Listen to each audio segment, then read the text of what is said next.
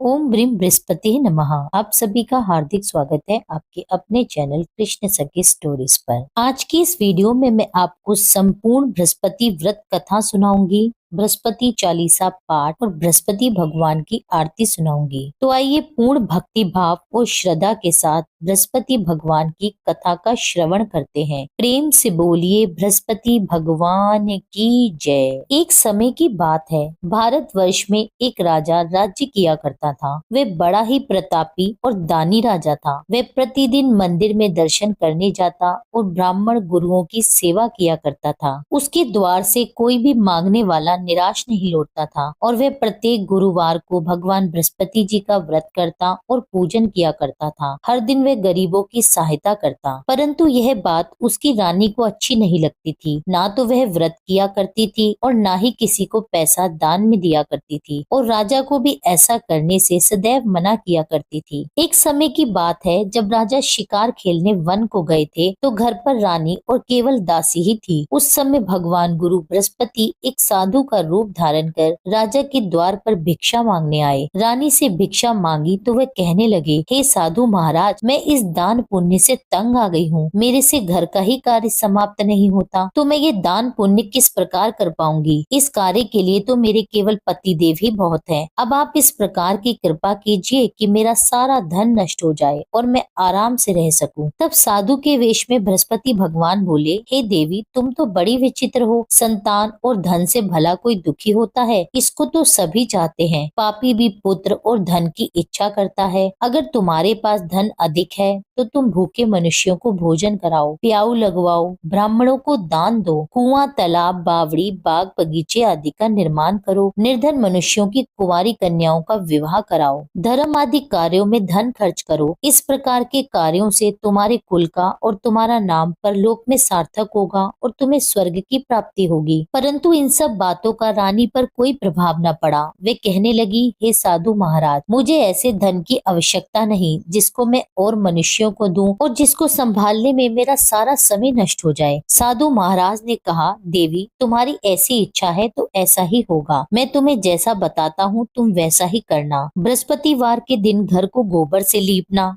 अपने बालों को धोना और बाल धोते समय स्नान करना, भोजन में मांस मदिरा खाना, कपड़ा धोबी के हाथ धुलने को डालना। इस प्रकार 7 बृहस्पतिवार करने से तुम्हारा सब धन नष्ट हो जाएगा। यह कहकर वे साधु महाराज वहां से अंतर्ध्यान हो गए। रानी ने साधु के कहने के अनुसार ही किया। 3 बृहस्पतिवार ही बीते थे कि उसकी समस्त धन संपत्ति नष्ट हो गई और भोजन के लिए दोनों समय परिवार तरसने लगा तथा सांसारिक भोगों से दुखी रहने लगा। तब वह राजा रानी से कहने लगा, हे रानी, तुम यहाँ पर रहो, मैं दूसरे देश को जाता हूँ, क्योंकि यहाँ पर मुझे सभी मनुष्य जानते हैं, इसलिए मुझे कोई कार्य नहीं देगा। देश चोरी परदेश भिक्षा बराबर है। ऐसा कहकर राजा परदेश चला गया। वहाँ जंगल में जाता, लकड़ी काट कर लाता और शहर में बेचता। इस तरह वह अपने दिन व्यतीत करने लगा। इधर राजा के बिना रानी और दासी दुखी रहने लगे। किसी दिन भोजन मिलता और किसी दिन जल पीकर ही रह जाती। एक समय रानी और दासी को 7 दिन बिना भोजन के व्यतीत हो गए। तो रानी ने अपनी दासी से कहा, दासी, यहाँ पास के ही नगर में मेरी बहन रहती है, वह बड़ी धनवान है, तू उसके पास जा और वहाँ से 5 सेर भेजर मांग कर ला, जिससे कुछ समय के लिए हमारा गुजारा हो जाएगा। इस प्रकार रानी की आज्ञा मानकर दासी रानी की बहन के पास गई। उस समय रानी की बहन पूजन कर रही थी, क्योंकि उस रोज बृहस्पतिवार का दिन था। जब दासी ने रानी की बहन को देखा तब उससे बोली, हे रानी, मुझे तुम्हारी बहन ने भेजा है, मुझे 5 सेर भेजर दे दो। इस प्रकार दासी ने कई बार कहा, परंतु रानी ने कोई उत्तर नहीं दिया, क्योंकि उस समय वह बृहस्पतिवार की कथा सुन रही थी। इस प्रकार जब दासी को किसी भी प्रकार का कोई उत्तर नहीं मिला तो वह बहुत दुखी हो गई और दुखी मन से रानी के पास लौट आई और कहने लगी, रानी, आपकी बहन तो बहुत धनी है, परंतु वे छोटे लोगों से बात नहीं करती। मैंने उन्हें कई बार कहा तो उन्होंने कोई उत्तर नहीं दिया, तो मैं वापस चली आई। रानी बोली, हे दासी, उसका कोई दोष नहीं है। जब बुरे दिन आते हैं तब कोई सहारा नहीं देता। अच्छे बुरे का पता विपत्ति में ही लगता है। जो ईश्वर की इच्छा इच्छा होगी वही होगा, यह सब हमारे भाग्य का दोष है। इधर उस रानी की बहन ने सोचा कि मेरी बहन की दासी आई थी, किंतु मैं तो उससे कुछ बोली नहीं, इससे तो वह बहुत दुखी हुई होगी। यह सोच कथा को सुन और विष्णु भगवान का पूजन समाप्त कर वह रानी अपनी बहन के घर चल दी और आकर अपनी बहन से कहने लगी, हे बहन, मैं बृहस्पतिवार का व्रत कर रही थी। जब तुम्हारी दासी आई थी तब मैं कथा सुन रही थी, और जब कथा सुनते हैं तब ना तो उठते हैं और ना ही बोलते हैं, इसलिए मैं नहीं बोली।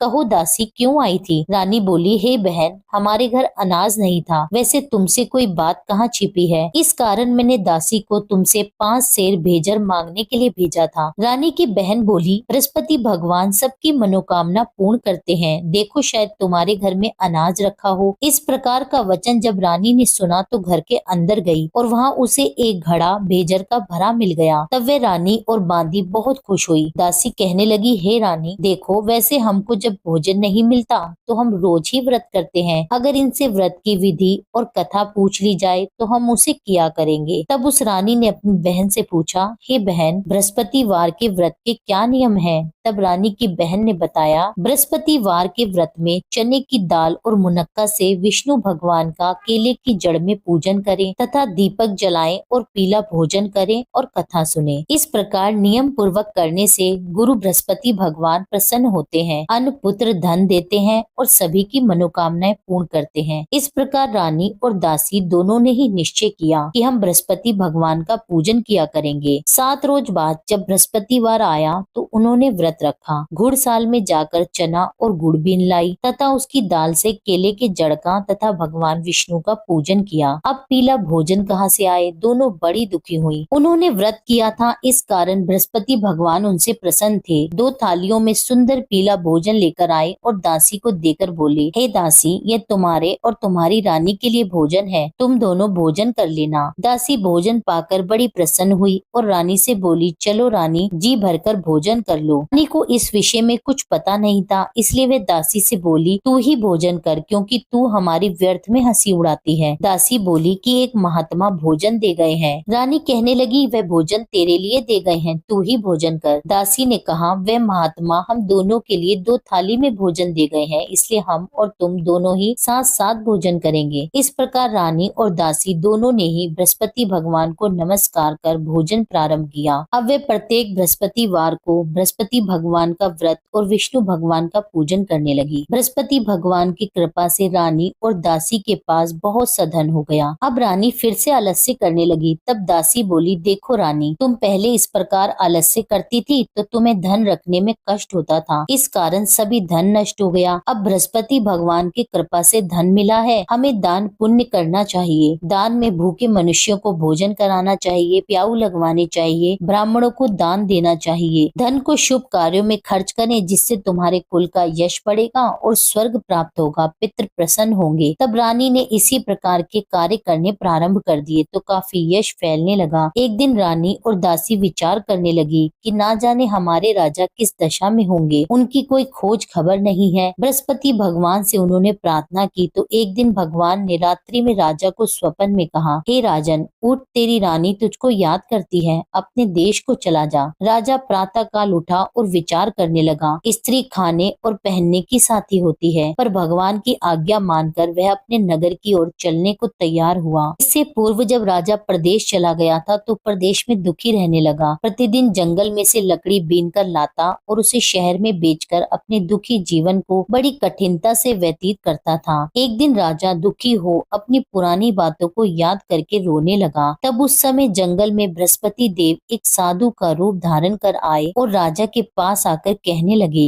लकड़हारे, तुम इस सुनसान जंगल में किस चिंता में बैठे हो, मुझे बताओ। यह सुनकर राजा की आंखों में जल भर आया और साधु की वंदना कर बोले, हे प्रभु, आप सब कुछ जानने वाले हो। इतना कहकर साधु को अपनी कहानी सुना दी। महात्मा दयालु होते हैं वे राजा से बोले, हे राजन, तुम्हारी स्त्री ने बृहस्पति देव का अपमान किया था, जिस कारण तुम्हारी यह दशा हुई। अब तुम किसी प्रकार की चिंता मत करो, भगवान तुम्हें पहले से भी अधिक धन देंगे। देखो, तुम्हारी स्त्री ने बृहस्पतिवार का व्रत प्रारंभ कर दिया है और तुम मेरा कहना मानकर बृहस्पतिवार का व्रत करके चने की दाल और गुड़ को जल के लोटे में डालकर केले का पूजन करो, कथा कहो और सुनो। भगवान तुम्हारी सारी मनोकामनाओं को पूर्ण करेंगे। साधु को प्रसन्न देखकर राजा बोला, हे प्रभु, मुझे लकड़ी बेचकर इतना पैसा नहीं मिलता जिससे भोजन करने के उपरांत कुछ बचा सकूं। मैंने रात्रि में अपनी रानी को व्याकुल देखा है। मेरे पास कुछ नहीं है जिससे उसकी खोज खबर मंगा सकूं। फिर मैं बृहस्पति देव की कौन सी कथा कहूँ, यह भी मुझको पता नहीं है। साधु ने कहा, हे राजन, तुम किसी बात की चिंता मत करो। बृहस्पतिवार के दिन रोजाना की तरह लकड़ियां लेकर शहर को जाओ। तुमको रोज से दुगना धन प्राप्त होगा, जिससे तुम भली भांति भोजन कर लोगे और बृहस्पति भगवान के पूजन की सामग्री भी आ जाएगी। साधु बोले, बृहस्पति भगवान की कथा इस प्रकार है। प्राचीन काल में एक ब्राह्मण था। वह बहुत ही निर्धन था। उसकी कोई संतान नहीं थी। वह नित्य नियम से पूजा पाठ करता, परंतु उसकी स्त्री बहुत मलिनता के साथ रहती थी। वह ना तो स्नान करती और ना ही किसी देवता का पूजन करती। प्रातः काल उठते ही सबसे पहले भोजन करती, बाद में कोई अन्य कार्य करती थी। इससे ब्राह्मण देवता बड़े दुखी थे। बेचारे बहुत कुछ कहते थे, किंतु उसका कोई परिणाम न निकलता। भगवान की कृपा से ब्राह्मण की स्त्री के कन्या रूपी रत्न पैदा हुई और वह कन्या अपने पिता के घर में बढ़ने लगी। वह बालिका प्रातः स्नान करके भगवान विष्णु का जाप करने लगी, बृहस्पतिवार का व्रत करने लगी। अपने पूजा पाठ को समाप्त करके वह स्कूल को जाती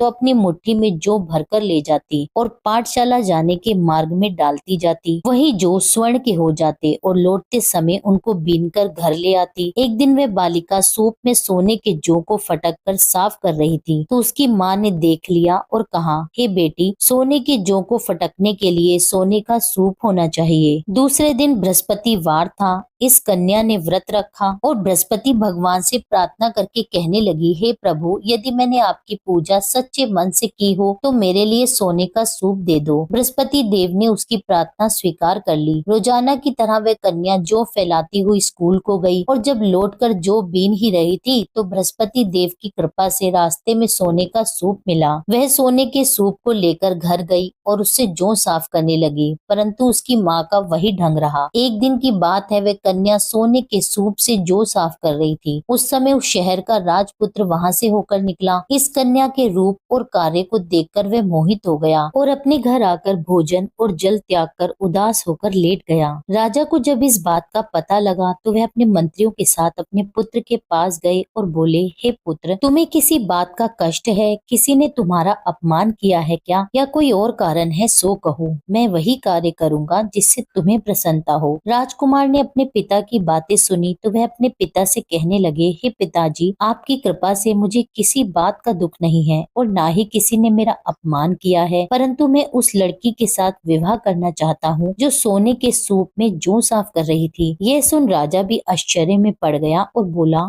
पुत्र, तुम इस तरह की कन्या का पता लगाओ, मैं उसके साथ तुम्हारा विवाह अवश्य करवा दूंगा। राजकुमार ने अपने पिता के वचन सुनने के पश्चात उस लड़की के घर का पता बतलाया। राजकुमार के बताए पते के अनुसार मंत्री उस लड़की के घर गए और ब्राह्मण कन्या का विवाह राजकुमार के साथ संपन्न करवाया। कन्या के घर से जाते ही पहले की भांति उस ब्राह्मण देवता के घर में गरीबी का वास हो गया। अब भोजन के लिए भी अन्न बड़ी मुश्किल से मिलता था। एक दिन दुखी होकर ब्राह्मण देवता अपनी पुत्री के पास गए। बेटी ने पिता को दुखी देखकर अपनी माँ का समाचार पूछा। तब ब्राह्मण ने सारा हाल कह सुनाया। कन्या ने बहुत सा धन देकर अपने पिता को विदा किया। इस तरह ब्राह्मण का कुछ समय सुख पूर्वक व्यतीत हो गया। कुछ दिन बाद फिर से वही हाल हो गया। ब्राह्मण फिर से अपनी कन्या के यहाँ आया और सभी हाल उससे कहा तो लड़की बोली, हे पिताजी, आप माता जी को यहाँ पर ले आइए, मैं उन्हें विधि बता दूंगी जिससे आपकी गरीबी दूर हो जाएगी। वह ब्राह्मण देवता अपनी स्त्री को साथ लेकर बेटी के घर पहुंचा तो पुत्री अपनी माँ को समझाने लगी, माँ तुम प्रातःकाल उठकर प्रथम स्नान करके भगवान विष्णु का पूजन करो, तुम्हारी सब दरिद्रता दूर हो जाएगी। परंतु उसकी माँ ने उसकी एक बात नहीं मानी और प्रातःकाल उठकर अपनी पुत्री और बच्चों का जूठन खा लेती थी। एक दिन उसकी पुत्री को बहुत क्रोध आ गया और एक रात कोठरी से सभी सामान निकाल दिया और उसमें अपनी माँ को बंद कर दिया। प्रातःकाल उस कोठरी में से माँ को निकाला और स्नान करा के पूजा पाठ करवाया तो उसकी माँ की बुद्धि ठीक हो गई। फिर प्रत्येक बृहस्पतिवार को वह व्रत रखने लगी। बृहस्पति व्रत के प्रभाव से उसकी माँ बहुत धनवान हो गई, पुत्रवती हो गई और बृहस्पति देव जी की कृपा से स्वर्ग को प्राप्त हुई और वह ब्राह्मण भी सुख पूर्वक इस लोक से सुख भोग कर स्वर्ग को प्राप्त हुए। इस तरह कहानी कहकर साधु देवता वहाँ से अंतर्ध्यान हो गए। धीरे धीरे अब समय व्यतीत होने लगा। फिर बृहस्पतिवार का दिन आया तो राजा जंगल से लकड़ी काट कर किसी शहर में बेचने गया। उसे उस दिन और दिनों की अपेक्षा अधिक धन मिला। राजा चना गुड़ आदि लाकर बृहस्पतिवार का व्रत करने लगा। उस दिन से उसके सभी क्लेश दूर हो गए, परंतु जब दोबारा बृहस्पतिवार आया तो वह व्रत करना भूल गया। इस कारण बृहस्पति भगवान नाराज हो गए। उसी दिन उस नगर के राजा ने विशाल यज्ञ का आयोजन किया था और शहर में यह घोषणा करवा दी कि कोई भी मनुष्य अपने घर में ना तो भोजन बनाए और न आग जलाए, समस्त लोग मेरे यहाँ ही भोजन करें। इस आज्ञा को जो नहीं मानेगा उसको फांसी की सजा दी जाएगी। इस तरह की घोषणा संपूर्ण नगर में करवा दी गई। राजा की आज्ञा अनुसार शहर के सभी लोग भोजन करने आए, लेकिन लकड़हारा कुछ देर से पहुंचा, इसलिए राजा उसको अपने साथ घर लिवा ले गया और ले जाकर भोजन करा ही रहा था तो रानी की दृष्टि उस खूंटी पर पड़ी जिस पर उसने अपना हार लटका रखा था। उसे वहाँ पर हार दिखाई नहीं दिया तो रानी ने हार की चोरी के अपराध में लकड़हारे को पुलिस बुलवाकर उसे जेल खाने में डलवा दिया। अब राजा जेल खाने में गया तो बहुत दुखी होकर विचार करने लगा, न जाने कौन से पूर्व जन्म के कर्म है जिसके कारण मुझे ऐसा दुख प्राप्त हो रहा है। फिर राजा उसी साधु को याद करने लगा जो जंगल में मिला था। उसी समय तत्काल बृहस्पति देव साधु के रूप में प्रकट हो गए और उसकी दशा को देखकर कहने लगे, अरे मूर्ख, तूने बृहस्पति देवता की कथा नहीं की, इस कारण तुझे दुख प्राप्त हुआ है। अब तू चिंता मत कर, बृहस्पतिवार के दिन जेल खाने के दरवाजे पर तुझे 4 पैसे पड़े मिलेंगे, उससे तू बृहस्पति देव की पूजा करना, तेरे सभी कष्ट दूर हो जाएंगे। बृहस्पतिवार के रोज उसे 4 पैसे पड़े मिले। राजा ने उसी पैसों की सहायता से अपना व्रत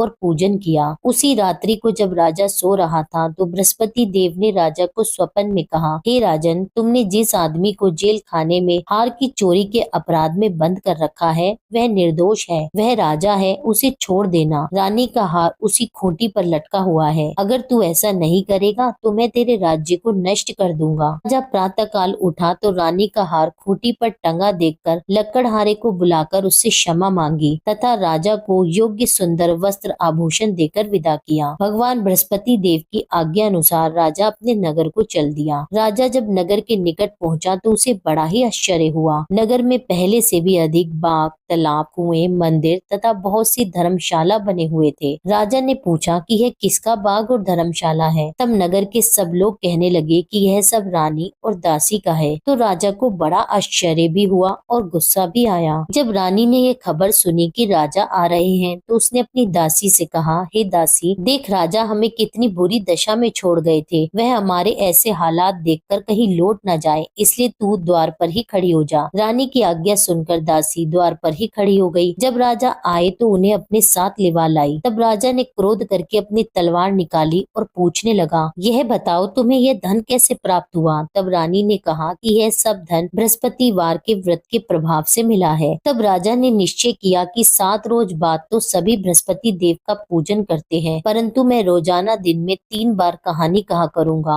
और रोज व्रत किया करूंगा। अब हर समय राजा के दुपट्टे में चने की दाल बंधी रहती तथा दिन में 3 बार कहानी कहता। एक रोज राजा ने विचार किया कि चलो अपनी बहन के यहाँ आवे। इस तरह निश्चय कर राजा घोड़े पर सवार हो अपनी बहन के यहाँ जाने लगा। मार्ग में उसने देखा कि कुछ आदमी एक मुर्दे को लिए जा रहे हैं, तो उन्हें रोक कर राजा कहने लगा, भाइयों, मेरी बृहस्पतिवार की कथा सुन लो। वे बोले, लो, हमारा तो आदमी मर गया है और इसको अपनी कथा की पड़ी है। परंतु कुछ आदमी बोले, अच्छा कहो, हम तुम्हारी कथा भी सुनेंगे। राजा ने दाल निकाली और जब आधी ही कथा हुई थी कि कि मुर्दा हिलने लगा और जब कथा समाप्त हुई तो राम राम कहकर वह मनुष्य खड़ा हो गया। आगे मार्ग में उसे एक किसान खेत में हल चलाता हुआ मिला। राजा ने उसे देखा और उससे बोला, अरे भाइयों, तुम मेरी बृहस्पतिवार की कथा सुन लो। किसान बोला, जब तक मैं तुम्हारी कथा सुनूंगा तब तक तो 4 हरिया जोत लूंगा। जा अपनी कथा किसी और को सुनाना। इस तरह राजा आगे चलने लगा।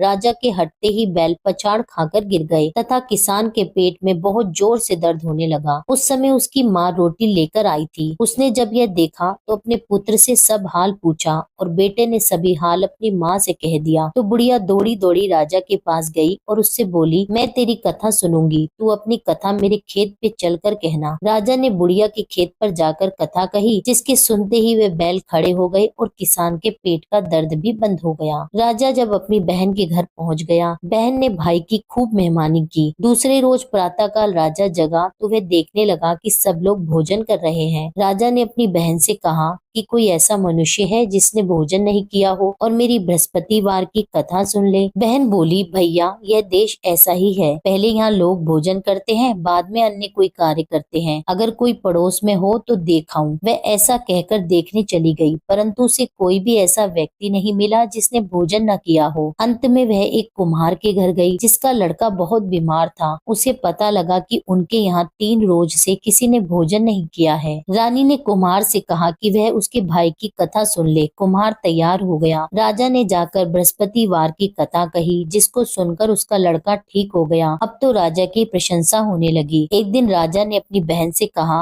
बहन, हम अपने घर को जाएंगे, तुम भी तैयार हो जाओ। राजा की बहन ने अपनी सास से कही तो सास बोली, हाँ चली जा, परंतु अपने लड़कों को मत ले जाना, क्योंकि तेरे भाई के यहाँ कोई औलाद नहीं है। बहन ने अपने भाई से कहा, हे भैया, मैं तो चलूंगी मगर कोई बालक नहीं आएगा। राजा बोला, जब कोई बालक नहीं चलेगा तब तुम क्या करोगी? बड़े दुखी मन से राजा अपने नगर को लौट आया। राजा ने अपनी रानी से कहा, हम निर्वंशी राजा हैं, हमारा मुंह देखने का धर्म नहीं है और कुछ भोजन आदि भी नहीं किया। रानी बोली, हे नाथ, जब बृहस्पति देव ने हमें सब कुछ दिया है तो संतान भी अवश्य देंगे। उसी रात बृहस्पति देव ने राजा को स्वप्न में कहा, हे राजन, उठ, सभी सोच को त्याग दे, तेरी रानी गर्भ से है। यह बात सुनकर राजा बहुत खुश हुआ। 9वें महीने में रानी ने एक सुंदर पुत्र को जन्म दिया। तब राजा बोला, हे रानी, स्त्री बिना भोजन के रह सकती है, बिना कहे नहीं रह सकती। जब मेरी बहन आवे तो मुझसे कुछ मत कहना। रानी ने सुनकर हाँ कर दिया। जब राजा की बहन ने शुभ समाचार सुना तो वह बहुत खुश हुई और बधाई लेकर अपने भाई के घर आई। तब रानी ने कहा, घोड़ा चढ़कर तो नहीं आई, गधा चढ़ी आई। राजा की बहन बोली, भाभी, मैं इस प्रकार ना कहती तो तुम्हें औलाद कैसे मिलती? बृहस्पति देव ऐसे ही हैं, जिसकी जैसी मन में कामनाएं हैं सभी को पूर्ण करते हैं। जो सद्भावना पूर्वक बृहस्पतिवार का व्रत करता है, कथा कहता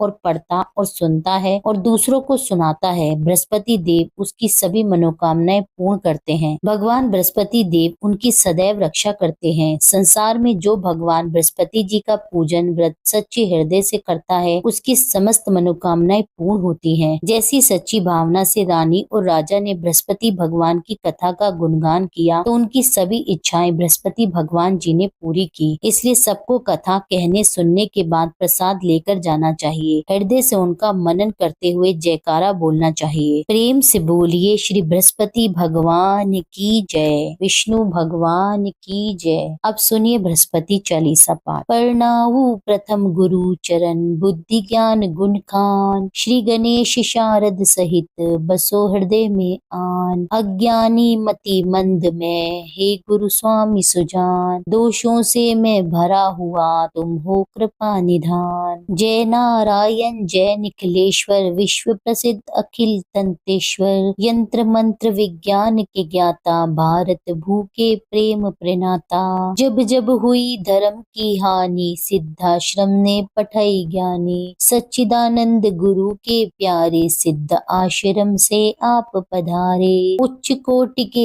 ऋषि मुनि स्वेच्छा, ओए करन धर्म की रक्षा। अब अब की बार आपकी बारी, त्राहि त्राहि है धरा पुकारी। मरुंधर प्रांत खरंटिया ग्रामा, मुल्तान चंद पिता करनामा। शेष शाही सपने में आए, माता को दर्शन दिखलाए। रूपा देवी मातु अति धार्मिक, जन्म भयो शुभ 21 तारीख। जन्म दिवस तिथि शुभ, साधक की पूजा करते आराधक की। जन्म वृतंत सुनाए नवीना, मंत्र नारायण नाम करि दीना। नाम नारायण भव भय हारी, सिद्ध योगी मानव तन धारी। ऋषिवर ब्रह्म तेज से उर्जित, आत्म स्वरूप गुरु गौरवंतित। एक बार संग सखा भवन में, करी स्नान लगे चिंतन में। चिंतन करत समाधि लगाई, सुध बुधहीन भय अनुरागी। पूर्ण करी संसार की रीति, शंकर जैसे बने गृहस्थी। अद्भुत संगम प्रभु माया का, अवलोकन है विधि छाया का। युग युग से भव बंधन रीति, जहाँ नारायण वाही भगवती। सांसारिक मन हुए अति गलानी, तब हिमगिरी गमन की ठानी। 18 वर्ष हिमालय घूमे, सर्व सिद्धिया गुरु पग चूमे। त्याग अटल सिद्धाश्रम आसन, कर्म भूमि आए नारायण। धरा गगन ब्राह्मण में गूंजी, जय गुरुदेव साधना पूंजी। धर्म धर्म हित शिविर पुरोधा, कर्म क्षेत्र के अतुलित योधा। हृदय विशाल शास्त्र भंडारा, भारत का भौतिक उजियारा। 156 ग्रंथ रचयिता, सीधी साधक विश्व विजेता। प्रिय लेखक प्रिय गूढ़ प्रवक्ता, भूत भविष्य के आप विधाता। आयुर्वेद ज्योतिषी के सागर, षोडश कला युक्त परमेश्वर। रतन पार की विघ्न हरंता, सन्यासी अन्यतम संता। अद्भुत चमत्कार दिखलाया, पारद का शिवलिंग बनाया। वेद पुराण शास्त्र सब ज्ञाते, पारेश्वर दुर्लभ कहलाते। पूजा कर नित्य ध्यान लगावे, जो नर सिद्धाश्रम में जावे। चारों वेद कंठ में धारे, पूजनीय जन जन के प्यारे। चिंतन करत मंत्र जब गाए, विश्वामित्र वशिष्ठ बुलाए। मंत्र नमो नारायण साचा, ध्यानत भागत भूत पिचाशा। प्रात कल करहि निखिलायन, मन प्रसन्न नित तेजस्वी तन। निर्मल मन से जो भी ध्यावे, रिद्धि सिद्धि सुख संपत्ति पावे। पथ करहि नित जो चालीसा, शांति प्रदान करहि योगी सा। अष्टोत्तर शत पाठ करत जो, सर्व सिद्ध्या पावत जन सो। श्री गुरु चरण की धारा, सिद्ध आश्रम साधक परिवारा। जय जय जय आनंद के स्वामी, बारंबार नमामि नमामि। श्री बृहस्पति भगवान की आरती। जय बृहस्पति देवा, ओम जय बृहस्पति देवा।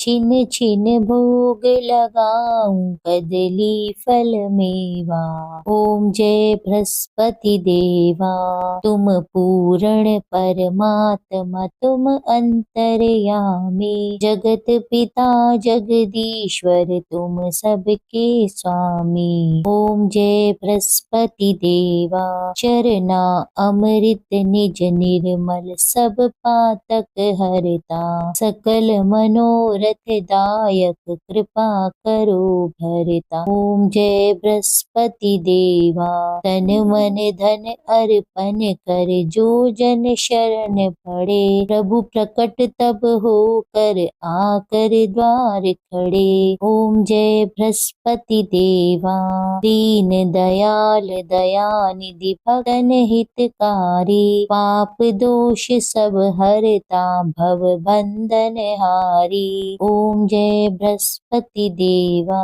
सकल मनोरथ दायक, सब संशय तारी। विष विकार मिटाओ, संतन सुखकारी। ओम जय बृहस्पति देवा, जो कोई आरती तेरी प्रेम सहित गावे। जेठानन आनंद कर, सो निश्चय पावे। ओम जय बृहस्पति देवा, जय बृहस्पति देवा। स्वामी जय बृहस्पति देवा, छिन छिन भोग लगाऊं, कदली फल मेवा। ओम जय बृहस्पति देवा। आशा करती हूँ यह वीडियो आपको पसंद आई होगी। कथा आपको पसंद आई हो, वीडियो अच्छी लगी हो तो वीडियो को लाइक जरूर करें, वीडियो पर कमेंट करें, भगवान बृहस्पति देव की जय लिखिए और जिन भी लोगों ने अभी तक मेरे चैनल को सब्सक्राइब ना किया हो उनसे मेरा अनुरोध है कि चैनल को सब्सक्राइब कर लें। मिलती हूँ आपसे एक अगली वीडियो में, जब तक के लिए जय श्री राधे।